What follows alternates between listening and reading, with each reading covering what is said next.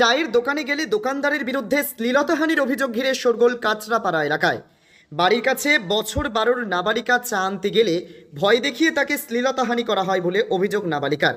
সেখান থেকে পালিয়ে এসে বাড়িতে সকলকে জানালে গোটা ঘটনার বিবরণ থানায় লিখিত অভিযোগ দায়ের করে নির্যাতিতার পরিবার।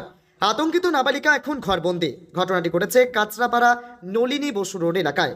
গোটা বিষয়টি অস্বীকার অভিযুক্ত চায়ের দোকানের ব্যবসায়ীর পরিবারের। তার পরিবারের অভিযোগ, মিথ্যে অভিযোগে আমার স্বামীকে ফাঁসানো হচ্ছে, এসব কিছু হয়নি, শত্রুতার জেরে এমন করছে বলে প্রতিক্রিয়া অভিযুক্তের পরিবারের। লিখিত অভিযোগের ভিত্তিতে ইতিমধ্যেই অভিযুক্ত চায়ের দোকানের ব্যবসায়ীকে গ্রেপ্তার করেছে পুলিশ। গোটা বিষয়টি তদন্তের আশ্বাস প্রশাসনের। আমি আমার পাড়ার চায়ের দোকান মুন্না বলে নাম, তার মুন্না ঠাকুর, তার দোকানে আমার মেয়েকে পাঠাই চা আনতার জন্য। সে যত চা আনতে যায়, সেখানে মুন্না দা বলে যে তুই একটু দাঁড়া, আমি তোকে চা তৈরি করে দিচ্ছি, তুই ততক্ষণ আমার দোকানের চাবিটা একটু এনে দে, আমি দোকানটা বন্ধ করব। আমার মেয়ে টুলের ওপরও উঠে দাঁড়িয়েও দেখতে চায় যে চাবি নেই।